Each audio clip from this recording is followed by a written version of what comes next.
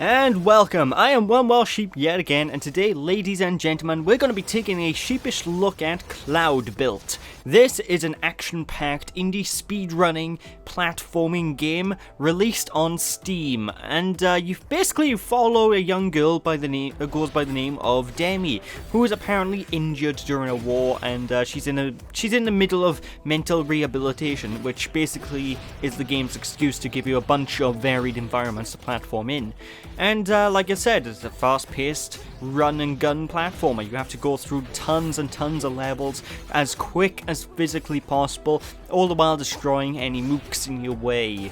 You have this little dinky pistol to shoot enemies with, which honestly isn't really all that useful. It's the gameplay is not very focused on combat. It's all about learning the environments, traversing the environments, and getting through them as quick as you can.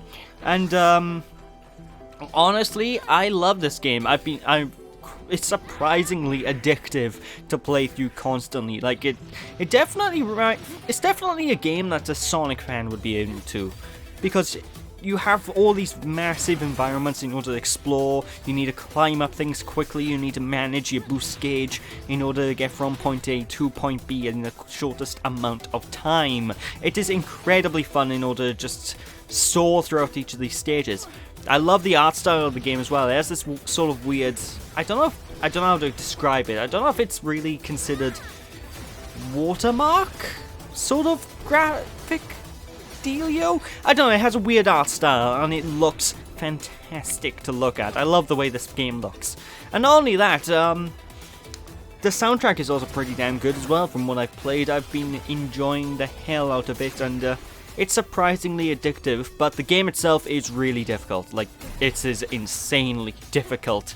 Like, getting even used to the controls in the first place can give you about a half hour of gameplay until you're going to probably be able to wrap your head around things properly. At least it took me half an hour until I was able to fully wrap my head around the controls. But generally, once you get used to the controls, once you get used to the general gameplay and the general flow of everything, it is just an absolute blast to move from point A, move to point B, and try to get through the stages as quick as you can. What can I say, ladies and gentlemen? And during the course of each of these stages as well, you're going to have all these checkpoints and whatnot littered throughout.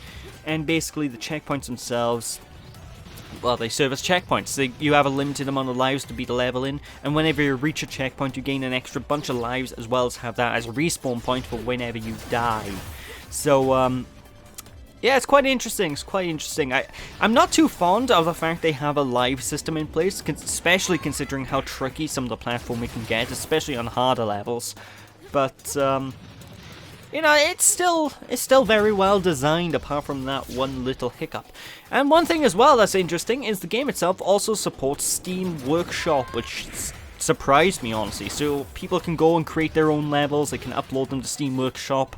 For example, this one Green Hill Zone-ish level that I found online, and it's pretty damn good. What can I tell ya? What can I tell ya, indeed? And it's surprisingly easy to get a handle on as well. Once you've wrapped your head around the basic controls, just playing through the game is surprisingly easy. Beating the game is another thing entirely, but just playing through the game is quite easy. Although I've only managed to, throughout my entire time playing the game, I've only managed to be able to get one rank that's higher than the C rank, because you're ranked at the end of every stage. You're either ranked A, B, C, I don't know if there's a D, but you're either ranked A, B, or C at the very least, depending on how well you do and how quick you get through the stage. And I've only ever gotten a B rank once, and I've never been able to get higher than that.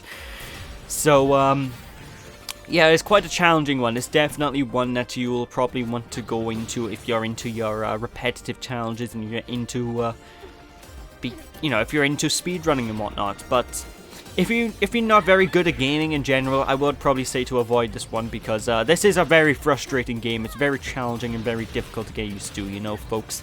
And so, to my surprise as well, the game actually recommended to use keyboard and mouse controls over gamepad controls, which I wasn't expecting. I was honestly not expecting that, because obviously 3D platformer, you usually associate those with gamepads, but The game itself flat out recommended to use a keyboard and mouse, so there we are. I'm using a keyboard and mouse, and I've tried the game a little bit with a gamepad, just to get a feel for things, and honestly I find the gamepad controls to be a little bit off in this one. I don't know, I can't quite explain it. Like, the default controller config's a little bit funky.